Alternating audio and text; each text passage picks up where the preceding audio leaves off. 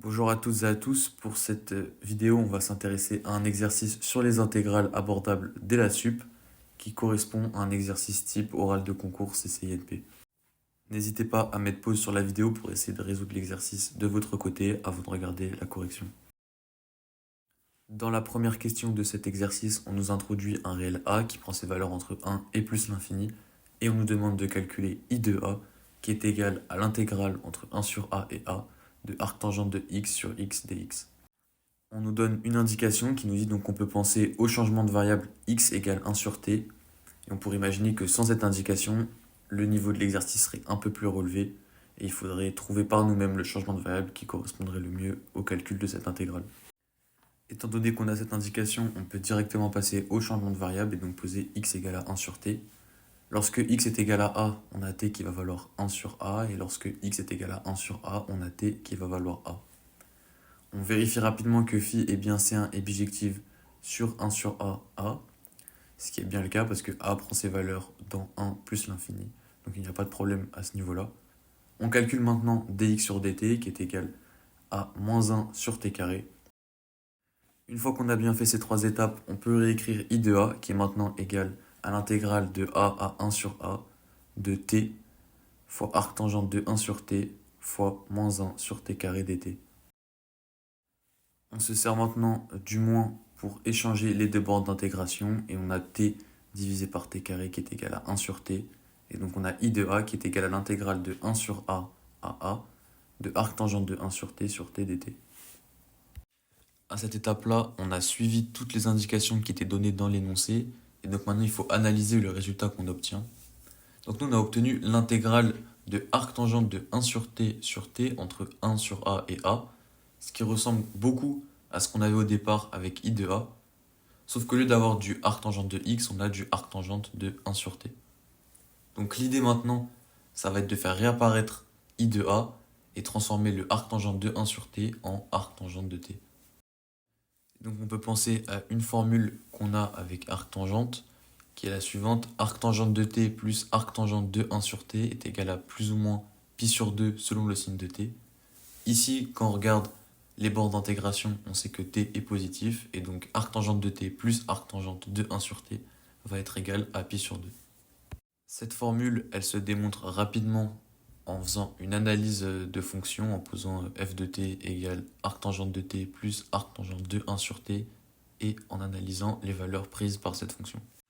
On remplace donc dans l'expression de i sur a arctangente de 1 sur t par pi sur 2 moins arctangente de t, et on obtient l'intégrale de 1 sur a à a de pi sur 2 moins arctangente de t sur t dt.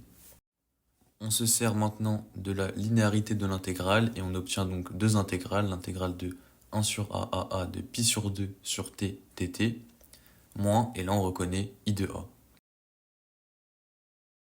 La première intégrale, elle est facile à calculer. On obtient pi sur 2 fois ln de valeur absolue de t entre t égale 1 sur a et t égale a.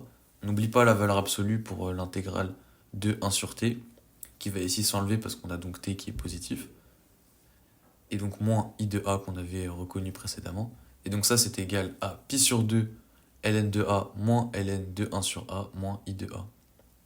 Or, ln de 1 sur a, c'est égal à moins ln de a. Et donc, finalement, on obtient pi fois ln de a moins i de a.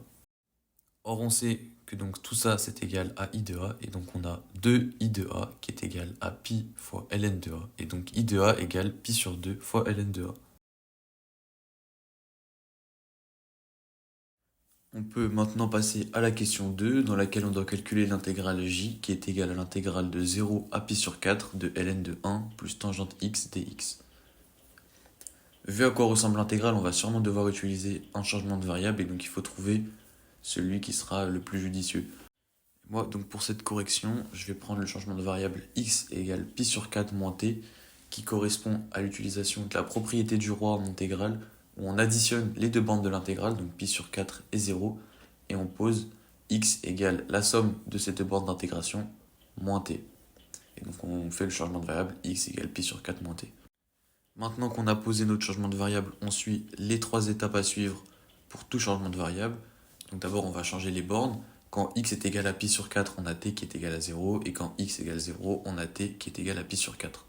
On vérifie que notre changement de variable phi est bien C1 et bijective sur 0 pi sur 4, c'est bien le cas.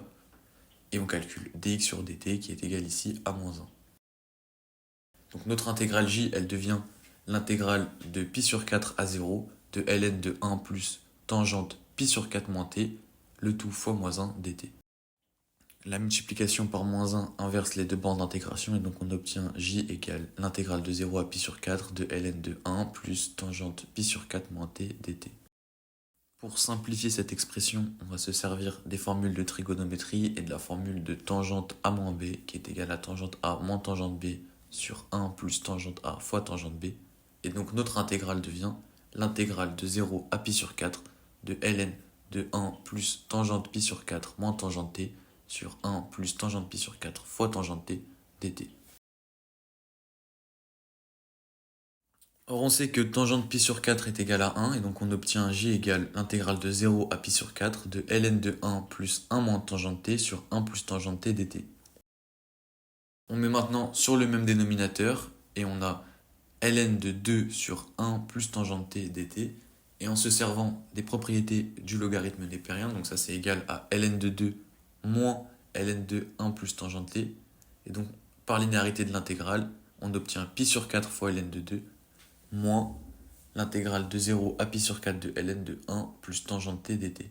On sert ici du fait que ln de 1 sur x est égal à moins ln de x. Et donc là on reconnaît notre intégrale j dans le terme de droite. Donc l'ensemble de cela est égal à pi sur 4 fois ln de 2 moins j. On a donc 2j qui est égal à pi sur 4 fois ln de 2. Et donc j égale pi sur 8 fois ln de 2. L'exercice est maintenant terminé. Si vous avez aimé la correction, n'hésitez pas à liker la vidéo. Si vous avez toute recommandation, faites-les moi en commentaire, je les lirai. Et abonnez-vous pour voir les prochaines corrections d'exercices.